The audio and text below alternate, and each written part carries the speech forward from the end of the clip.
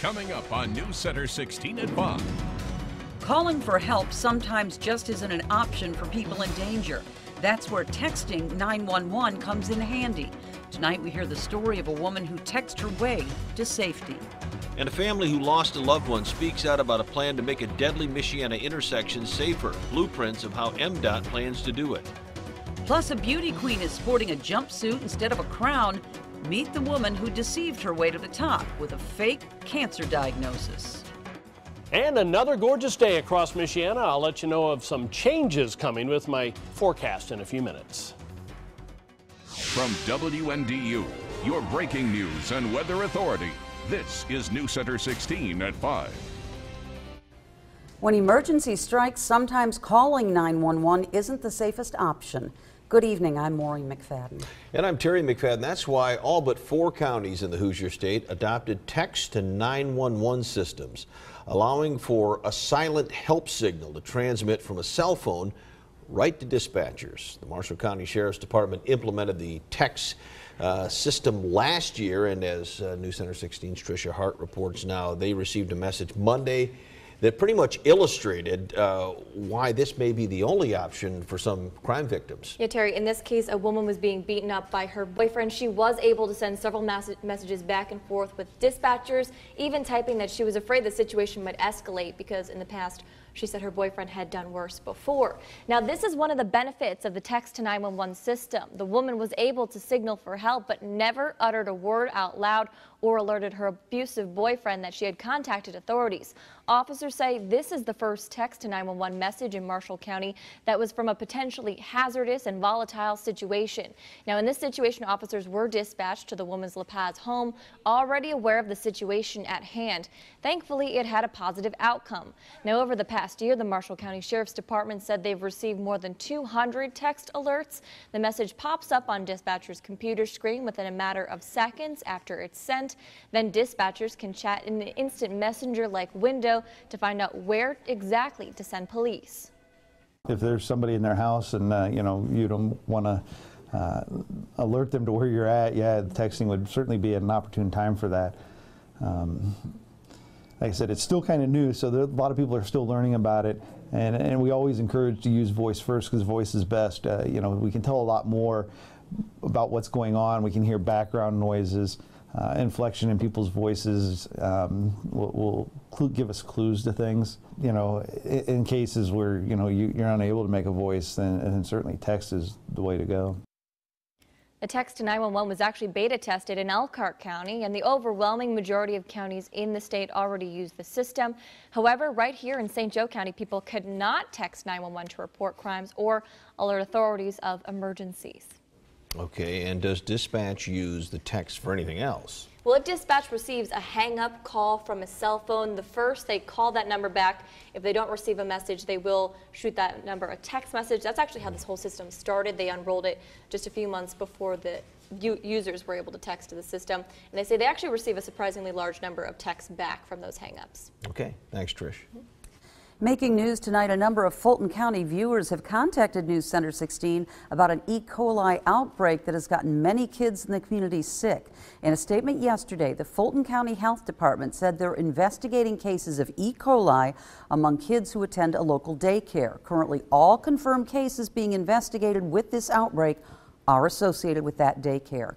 E. coli is contagious and can cause abdominal cramping, diarrhea, vomiting, and sometimes bloody stool. Symptoms typically last 5 to 10 days. The single best defense against E. coli is washing your hands. And breaking news just into our newsroom. Former President Jimmy Carter says he's battling cancer. In a statement, Mr. Carter says, quote, "Recent liver surgery revealed that I have cancer that now is in other parts of my body." End quote. He will undergo treatment at Emory Healthcare in Georgia. You may remember this past March, Jimmy Carter was at Notre Dame with his wife for Father Hesburgh's tribute. A sophisticated form of credit card crime has popped up in our own backyard. Turns out you can't even pump gas in peace anymore. Mark Peterson's live in the studio with more on the discovery of skimmers at a pump near you. Mark? Well, for the first time, illicit skimmers have turned up in southwest Michigan inside gas pumps. It happened here last week. 3 skimmers found inside pumps at Sister Lakes Marathon It's at M152, County Road 690. These are pictures of the actual electronic devices in question. Much like you can use electronics to tap a telephone, a skimmer can overhear, intercept, record all the information contained on the magnetic strip of a given credit card. Weights and Measure staff was out responding to a complaint about quality of gas. This was the first for us to identify credit card skimmer devices in a pump. Credit card skimming devices in this particular case would not have been able to be seen by a consumer's naked eye. They were attached on the inside of the device. So it basically, you put in your credit card information, it pre-screens and reads that information, funnels it somewhere else before you continue on with your transaction. And the idea is for the bad guys who put it here to use that information to create a clone card with your account number and go on an illicit shopping spree, if you will. It certainly happened in a lot of other parts of the country. Now we know it can happen here. Yeah, and how is a consumer supposed to protect themselves? Well, you could always pay in cash, which I probably haven't done in a decade, or you can take your credit card and have it swiped inside the store. Another suggestion, perhaps use the pumps that are closest to the register in plain view of the clerk. Those are the least likely to be tampered with. Okay, and in the opinion of many people pumping gas right now, there's another type of theft going on. It has to do with that refinery outage in Whiting, and coming up at 5:30, we're going to have the latest on gas jumping as much as 70 cents a gallon. In fact, a Michigan lawmaker is now calling for an investigation into it. So in some people's opinion, there's all kinds of theft going on at the gas pump. Understood. Thanks, Mark. 53 counties in Indiana, 9 of which are in Michiana, have been designated natural disaster areas by the USDA. Why? It's thanks to the excessive rain and flooding the Hoosier State has seen since May. The Agriculture Secretary says, quote, "We're committed to ensuring that agriculture remains a bright spot in our nation's economy." Several farmers have also qualified for disaster assistance because their counties share a common border. Head to our website for a full list of those counties. Well, it's time to check on the weather. No sign of rain tonight. Is that right, Mike? Oh, absolutely not, Maureen. It is nice and dry once again, and even in some of Michiana that's had a ton of rain earlier in the summer, we're starting to see sprinklers popping up, and some of the fields are being irrigated, so it has turned a little dry in parts of Michiana, but it stays dry, 16 Doppler max. So if you have outdoor plans this evening, looking good. Here's my hour-by-hour forecast, and you can see partly to mostly sunny skies till it sets a little bit before 9 o'clock, then down to 70 degrees again. So it is going to turn cooler again overnight. We'll let you know how low it goes coming up in a few minutes. Thank you, Mike. The family of a driver killed last year at a busy intersection in Cass County is supporting a move by MDOT to make the crossroads safer. The intersection of Old M205, US 12, and 5 Points Road has been the site of numerous serious and even fatal crashes in recent years. News Center 16's Megan Hickey has more. The family of 54-year-old John Stone says he knew the 5 Points intersection by heart, driving through it several times a day for more than 30 years. So he wasn't a stranger to the intersection at all, and he was just, you know, normal morning for him. But on the morning of May 1st, 2014, Stone's pickup collided with a semi at 5 Points Road. I think about it every single day. I have to drive that intersection every day to get to and from work or to anywhere for that matter, and it just breaks my heart knowing that that was my dad's final resting place, 5 Points intersection. Locals have long called the intersection dangerous, and Stone's death left an impact on the local Union community. He was very active in the community.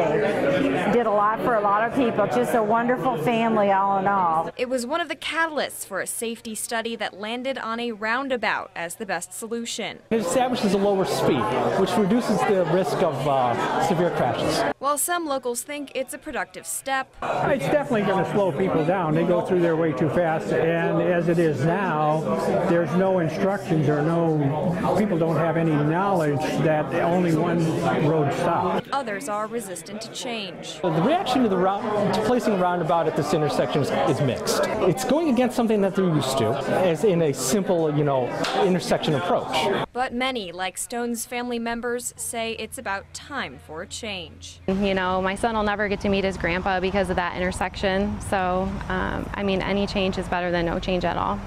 Megan Hickey, News Center 16. Right now, the project will likely cost somewhere between $1.5 and $1.8 million. Construction is expected to start in May of 2016, and the project should take between 10 and 12 weeks. Well, if you're a fan of the University of Michigan football and basketball teams and you checked their Facebook pages this morning, you probably got a bit of a surprise. Posts early this morning from the official Wolverine accounts promoted links to risque photos of celebrities and a variety of other subjects. Posts on the school's athletic department Twitter account claimed the pages were hacked. Michigan's associate athletic director said the school is working to resolve the issue. Tom Brady was in a New York courtroom today as he tries to win an appeal of his 4-game suspension by the NFL over his role in Deflategate. In court, the league told the judge it did properly follow its collective bargaining agreement with the players' union when it decided on the 4-game suspension for Brady, and that there is, quote, considerable evidence that Brady clearly knew about football deflation. Brady and the players' union disagree. They say without concrete evidence, the suspension is unfair and violates the current labor contract. Back in Indiana, a mayor has been arrested for patronizing a prostitute. State police served a search warrant on 60-year-old Richard Flutterman on Tuesday. Flutterman serves as the mayor of Batesville and faces a misdemeanor charge of patronizing a prostitute. According to investigators, he paid 42-year-old Randy Wiggle Stevens for sex. Wiggle Stevens faces a felony charge because he failed to disclose his HIV-positive status. In addition, he faces misdemeanor charges on prostitution and intimidation. New details now on what reportedly happened inside the upstate New York prison after a brazen escape by 2 convicted killers. Following the 3-week manhunt for Richard, Matt, and David Sweat, the Times reports that prison guards from Clinton Correctional abused dozens of inmates in a frantic search for information. The Times quoted an inmate who worked in the prison tailor shop saying a guard tied a plastic bag around his neck, tightening it until he passed out. Following the escape, over 60 prisoners filed complaints to the prison's legal services, an organization that assists indigent prisoners. Now, the service says many of the prisoners making claims of abuse feel they're being blamed for what happened. He also added it's important for prisoners to have a voice and the ability to file grievances.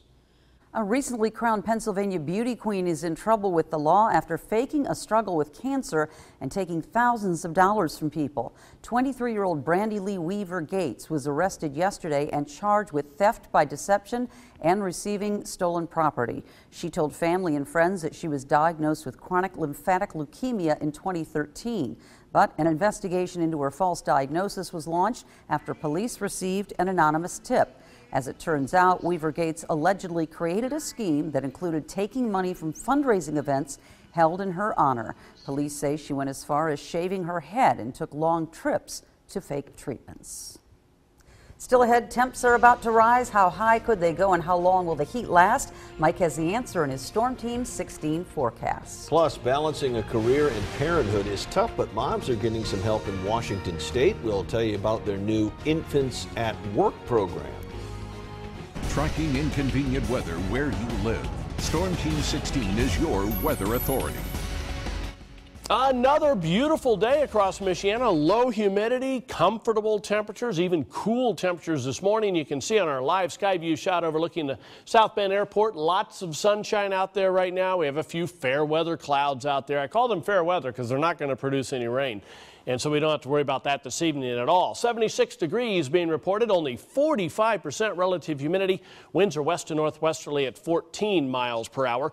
Temperatures, as you can see, we're all in the 70s. Even the southern counties just below that 80-degree mark.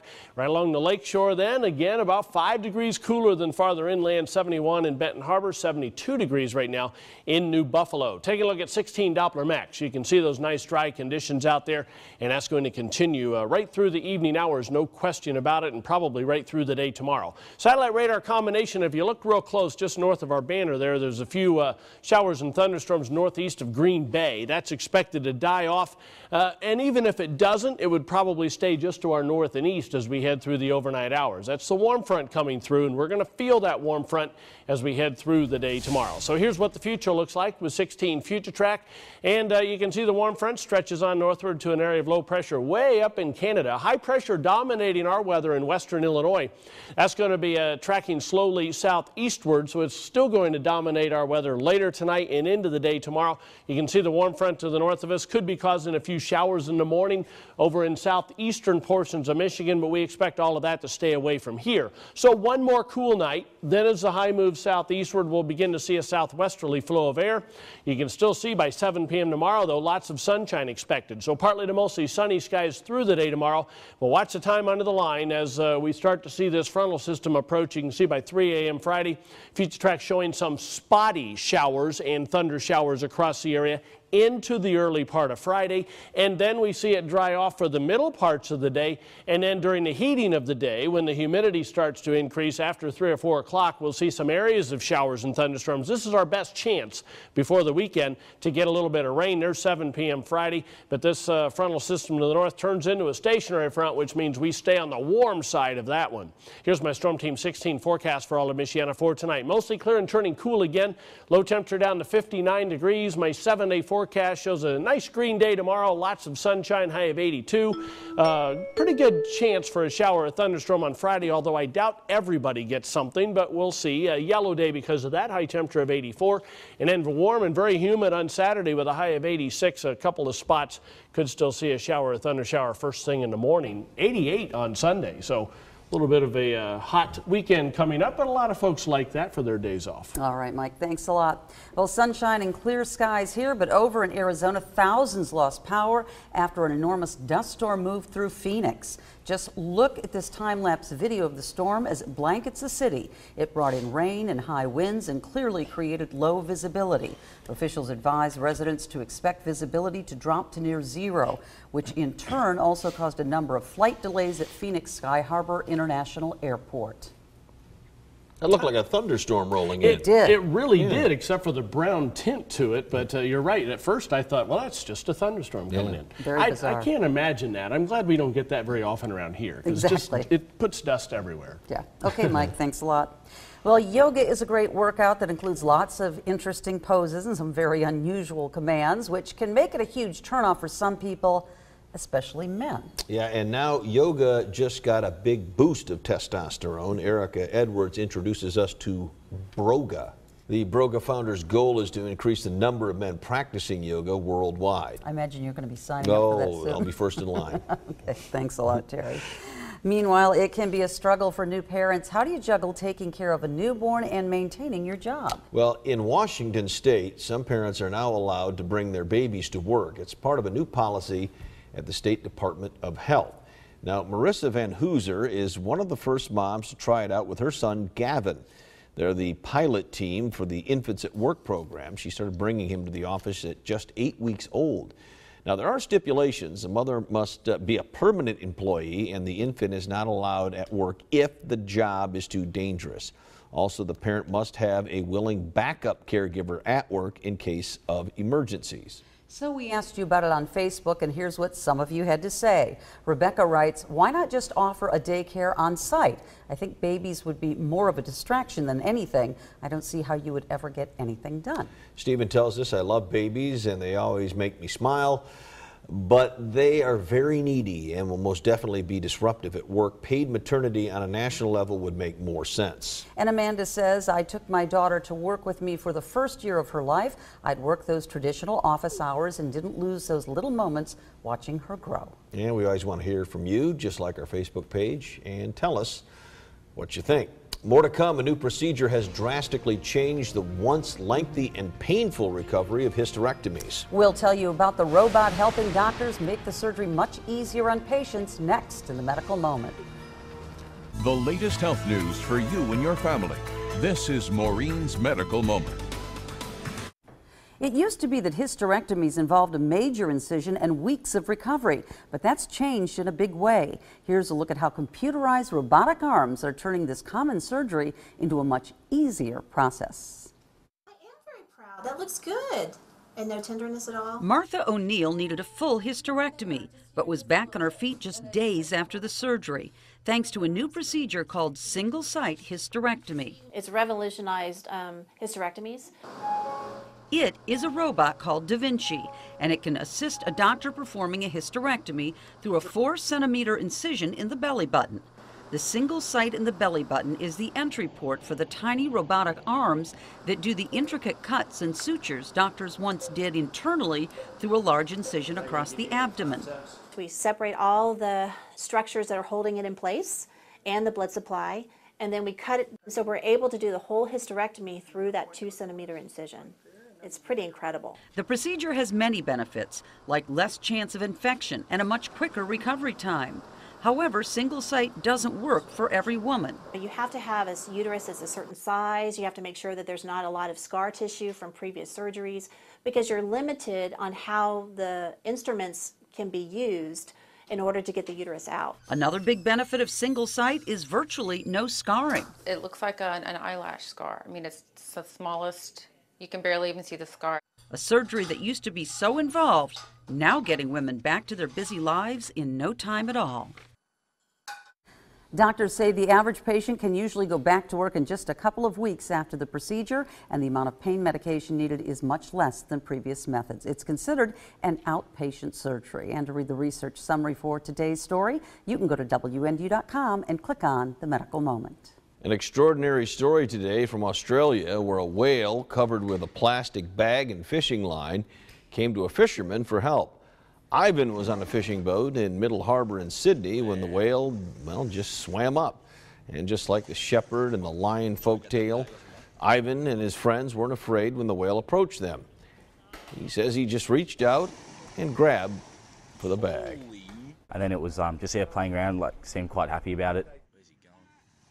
It was something that Ivan will never forget. In his words, it was epic. News Center 16 at 5:30 is next with Mo. Here's a preview. Coming up on News Center 16 at 5:30.